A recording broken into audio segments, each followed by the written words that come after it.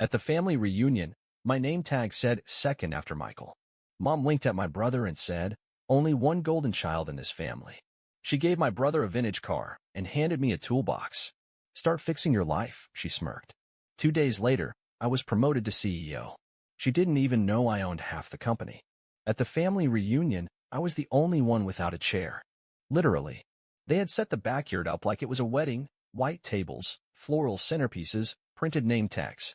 I scanned the table for mine, wondering if maybe someone had moved it. And then I saw it. Off to the side. On the kids' table. A name tag that said, "Second after Michael." "What is this?" I muttered, holding it up. "Oh, don't be dramatic," Mom said, gliding past me with a tray of cupcakes. She gave Michael a little wink. "We all know there's only one golden child in this family." Michael snorted with laughter. "Come on, it's just a joke." Except it wasn't. Because the next moment, Mom walked out of the garage holding a set of car keys, attached to a huge red bow. "Michael," she announced, turning heads, "your surprise is waiting in the driveway." Everyone followed her out, oohing and clapping like he just won a Nobel Prize. I followed last, slower. In the driveway sat a fully restored 1969 Mustang, sleek and shining like something out of a showroom. "Your grandfather always wanted you to have this," Mom said, dabbing fake tears. "We saved it all these years." "You deserve it, sweetheart." Michael looked like he was about to cry. And then Mom turned back toward me. "Oh, and you didn't think we forgot you, did you?" she said, with that same performative smile she always wore when she wanted to humiliate me politely. She bent behind the table and came back upholding a toolbox. Not a new one. Not even clean. An old, junkyard toolbox that looked like it had been pulled out of a junkyard. "Here," she said, pressing it into my hands. "So you can finally start fixing your life." A few snickers rippled through the crowd. Aunt Marianne actually clapped. My cousin Tommy whispered something to his girlfriend, and they both looked at me like I was a stray dog. I swallowed hard and nodded. "Well, thanks." Mom grinned. "See? He gets it." They all laughed. Moved on. Michael popped the hood of his new car while everyone crowded around him. I stood there with that grimy toolbox in my hands, invisible. That night, I didn't go home. I went back to the office. Stayed there till 2 a.m. No one in my family has ever asked what I actually do. They think I'm some mid-level desk guy with a fancy title and no spine. Let them think that. 2 days later, I sat in the corner office on the top floor, watching the boardroom fill up. The chair at the head of the table? That was mine now. What they didn't know, what Mom still doesn't know, is that the company that just made me CEO? I've owned half of it for 3 years. So yeah, I got her message loud and clear. Now it's my turn to deliver mine. They've always treated me like a background character in Michael's movie. Growing up, it was obvious who the favorite was. Michael, the golden boy. The athlete, the charmer, the one who just needed time to find himself when he dropped out of college, twice. Me? I was the fallback. The mature one. The one who picked up the slack when things went wrong, who never needed help, and therefore, never got it. It started small. "Can you help Michael out with his rent this month?" Just until he finds a new job. That was year 1. By year 3, I was paying off Michael's car loan, credit card debt, and once, his dog's vet bill. Because apparently, even his golden retriever was more lovable than me. Family helps each other, Mom would say sweetly over the phone. But what she really meant was, "You help Michael." Dad never said much. He just nodded while Michael drained their retirement fund dream by dream. And me? I was too proud to push back. I didn't want to look like the jealous brother. So I paid. Every month. Quietly. Even when Michael was out at bars networking. Even when he showed up in Gucci sneakers he got on sale. Even when Mom bragged to the neighbors that Michael's working on a startup idea, while conveniently forgetting who was footing his actual bills. They never asked what I did. Never visited my apartment. Never asked how I was managing. They just assumed I'd keep going. The breaking point started with a phone call at 11 p.m. "Hey," Michael said, casual as always. "You got a sec?" He only ever called for one reason. "I need a small favor," he added before I could answer. "Just a few thousand. My car broke down and I've got a date this weekend. Well, 2, actually, long story, and I'm kinda stranded. I'll pay you back. Eventually." I didn't say anything. "You still there?" he asked. "Yeah, just thinking," I replied. "Did Mom put you up to this?" A pause. He laughed. "What? No. But she did say you've been kind of moody lately." "Everything okay, bro?" "Moody." I'd sent him money for years, and now I was being called moody because I wasn't jumping to cover his Uber bills. That weekend, I stopped by my parents' house. Mom was sipping her tea, watching one of those interior design shows she always said, "You'd like if you tried being creative for once." "You know Michael's under a lot of pressure," she said, before I even sat down. "From what?" I asked. "He doesn't have a job. He's exploring options," she snapped. "Not everyone's a workaholic like you." I laughed. "You mean like owning a company?" She blinked. "Oh, honey, we know you say you're important at work, but come on. Let's be honest. You're more stable. Michael's the risk taker." She said that with a straight face, as if stability was a flaw, as if owning 49% of a fast-scaling tech firm was less valuable than Michael's half-finished podcast project. I stood up. "Let me guess," I said. "You want me to help him again?" "It's just a car payment," she shouted, suddenly defensive. "He needs it to get back on his feet. He's finally got an audition this week." Audition? He was 32. "What did Dad say?" I asked. "Your father agrees. And frankly, it's the least you can do after all we've sacrificed for you." "All they've sacrificed for me." I looked at her like she'd just slapped me. "What exactly did you sacrifice, Mom?" She hesitated. "We fed you, gave you a home, let you borrow our old car in college." I shook my head. "You sold me that car." She waved a hand.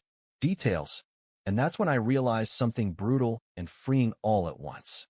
They don't respect me. They only respect what I give them. That night, I checked my bank records. Just out of curiosity, in the past 5 years, I'd spent $86,000 on my brother and parents.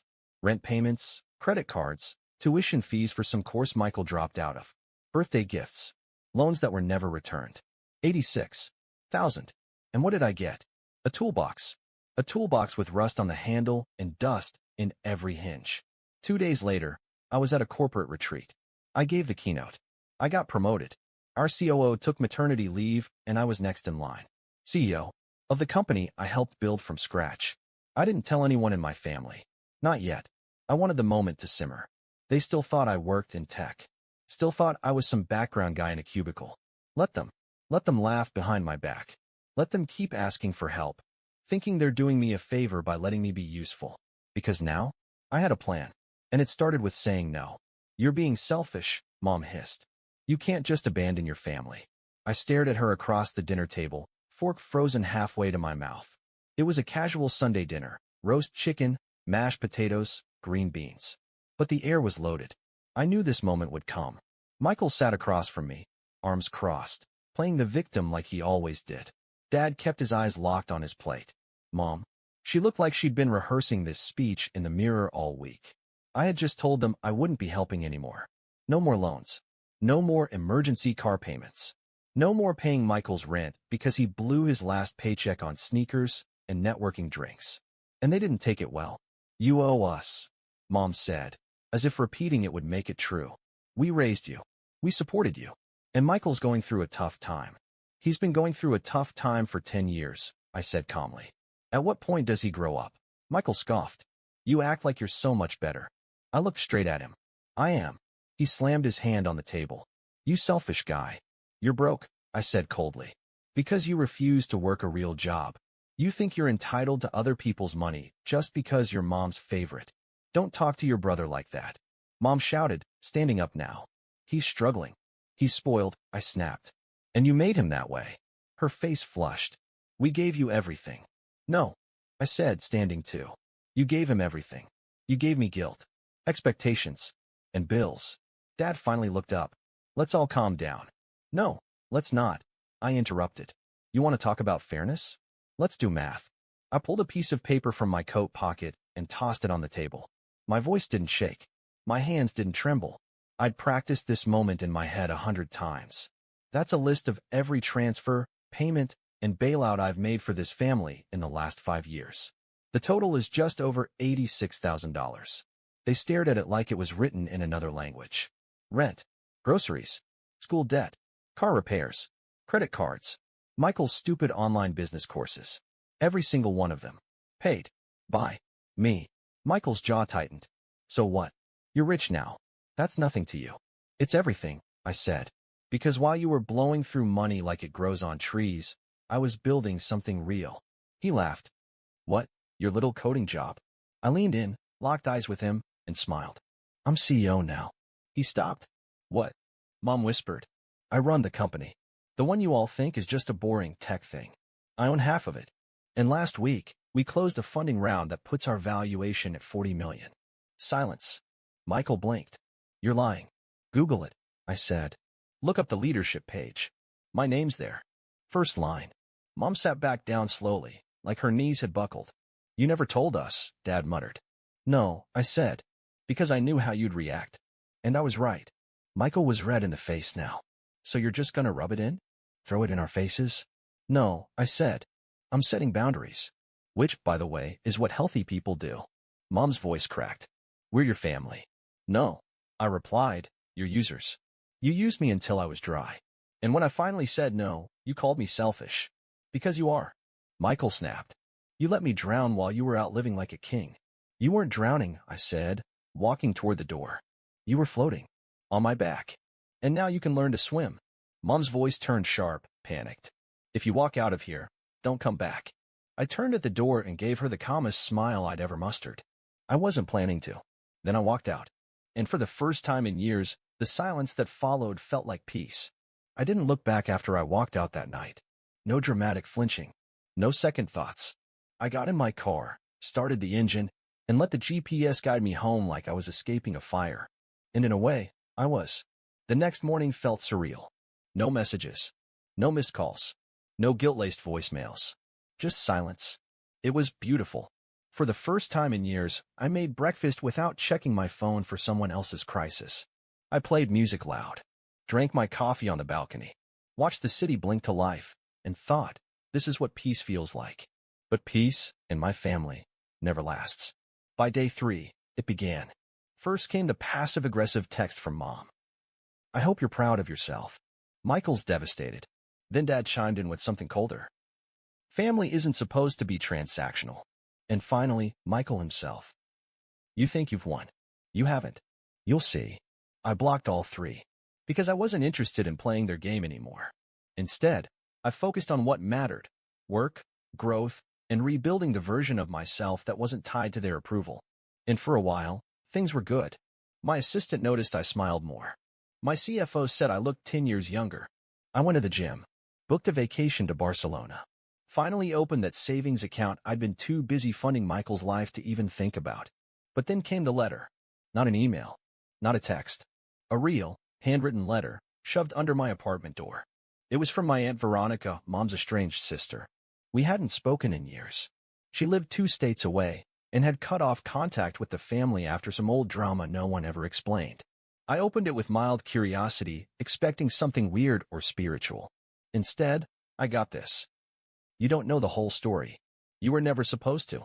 I saw what they did to your father's business after he got sick. I watched your mother give everything to Michael, and I mean everything. And I kept my mouth shut because I thought it wasn't my fight. But you deserve to know. Michael's been listed as co-owner of your parents' assets since he was 21. The house, the savings, even the land your grandfather left. They put it all in his name years ago. And guess what they told the rest of the family? That you refused to help. That you were selfish. That you abandoned them. They've been rewriting the story for years. You were never second after Michael. You were never in the race at all. I froze. Reread it. Twice. My stomach twisted into knots. All those years. All that money. And they'd been setting him up to inherit everything behind my back? I didn't care about the property. Or the house. Or the inheritance. I cared that the entire time they were guilt-tripping me into paying Michael's bills, they had already handed him the kingdom. I was financing a prince with a crown I never knew existed. I called my lawyer. And just like that, it all unraveled. He pulled property records, account statements, found joint ownerships I never knew existed, titles transferred quietly through back channels. Michael was technically a co-owner on 3 properties and had access to a family trust worth over $400,000. Money they told me didn't exist. Broke, they said. Hard times, they said. Help your brother out, they said. It was a scam. A long, slow, perfectly orchestrated con. I sat in my office that night, looking out at the skyline, feeling hollow. It wasn't just betrayal.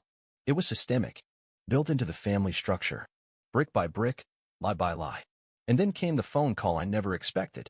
Michael. I don't know why I answered. Maybe because I wanted to hear him squirm. Hey, he said. His voice was flat. No arrogance. No swagger. I didn't speak. I know about the letter, he finally said. Aunt Veronica showed her true colors, huh? I know about the trust, I replied. The properties. The fake broke act. All of it. He sighed. Look, it's not what you think. It's exactly what I think, I snapped. You let me pay your bills while you sat on a six-figure cushion. Because they made me, he blurted. Okay. They said it was the only way I'd ever succeed. They said you were going to leave anyway, that you never cared about the family. And you believed that? I asked. He didn't answer. I laughed, cold and sharp. You know what's funny? I kept giving, even when I knew you were lying, because I didn't want to believe my own family would sell me out. He tried again. What do you want me to say? I don't want an apology, I said. I want you to remember this moment. He was silent. Because one day, I said, when that trust runs dry and the empire crumbles, I won't be around to pick up the pieces. Then I hung up. But that wasn't the twist. The real shock came 3 days later, when I got a call from an unknown number. It was Brian, my childhood best friend. Dude, he said, panting into the phone. Did you see the news? I pulled up the local paper. Headline: Family Trust under IRS investigation. Fraudulent activity alleged. Turns out Michael had dipped into the trust illegally, forged a few forms to accelerate access. Someone filed a tip anonymously. Not me. Not Aunt Veronica. Someone else. They froze the assets. Michael's accounts were locked. The properties placed under audit. And just like that, the prince lost his crown. I smiled. Because sometimes, you don't need revenge. The truth does it for you. I used to think walking away from family meant failure. Now I know it's freedom. The day the IRS froze the family trust, I got exactly 0 calls from my parents. Not to explain. Not to apologize. Not even to deny it. They just went silent. Michael, on the other hand, blew up my phone. 32 missed calls in 2 days. Voicemails that range from furious to pitiful. You ruined my life. Please, just talk to mom and dad. Help us fix this. Fine. Be that way. But don't come crawling back when you're lonely. I laughed out loud at that one. Crawling back? They gutted me for years. Called me selfish, lazy, dramatic, while they bled me dry and crowned my brother as heir to an empire I never even knew existed. And now I was supposed to crawl back? Let them deal with it on their own mess they built. My life, on the other hand, had never been better. I moved into a penthouse apartment downtown with floor-to-ceiling windows and silence so rich it felt like luxury. I slept better, worked harder, spoke louder. I'd stopped flinching when people said family, and I started building something new. Real relationships. Colleagues who respected me. Friends who didn't keep score. And for the first time since childhood, a life that wasn't lived in the shadow of Michael's golden glow. But the universe wasn't done with me yet. One evening, I got an email. The subject line: You don't know me, but I owe you everything. It was from a woman named Claire. I didn't recognize the name, but her first line made me sit up. I'm Michael's ex. She explained everything. How they dated in secret for 2 years before Michael ghosted her the moment he got access to the trust. How he'd borrowed money from her, used her name to rent a place, and destroyed her credit. How he lied about working for my company, said he was in executive strategy at our firm. She thought it was true, until she read the article. Until she saw my name as CEO. I thought you were just some jealous brother. That's how he painted you. But the truth hit me like a brick wall. I believed in him. I covered for him. I thought I loved him. Then came the line that sucker punched me. But while he used me, it was your name that helped me get back up. Turns out she'd applied to one of our company's sister startups after reading about us in the business section. They'd hired her. She was now thriving. You helped me without even knowing it, she wrote. And I just wanted to say thank you. You saved me from thinking I was crazy. You saved me from staying. I read her message 3 times, then sat back in my chair and stared at the city lights through my window. For the first time in my life, my name had weight. And it wasn't tied to sacrifice, or survival, or keeping the peace. It was tied to power, to choice, to decency. And that's when I understood something I wish someone had told me years ago. You don't owe anyone your peace just because they share your blood. You don't owe them silence when they lie. You don't owe them patience when they manipulate. You don't owe them your future when they've buried your past. You only owe yourself the chance to be free. The final nail came a week later. I received a legal letter from my parents' lawyer, a desperate attempt to mediate the situation and restore family harmony. It was filled with fake kindness and veiled threats. I wrote 2 words on the return envelope and mailed it back. Request denied. No signature. No letterhead. Just 2 words. They'd taken enough. So where am I now? I'm standing in front of a new team of interns, giving a speech about resilience. I tell them the real stuff, about being underestimated, overlooked, used. And then I tell them how that's never the end of the story. That sometimes the fire you walk through is the same fire that burns down the bridge behind you, and that's okay. Some bridges need to burn. My family still talks, I've heard. And Veronica says they're playing the victim card hard. Michael was misled. We were manipulated by advisors. We didn't mean to leave you out. Funny how accountability only shows up when the money disappears. They're still circling, hoping I'll come back, that I'll save them. But I've already saved the one person who truly needed it. Me.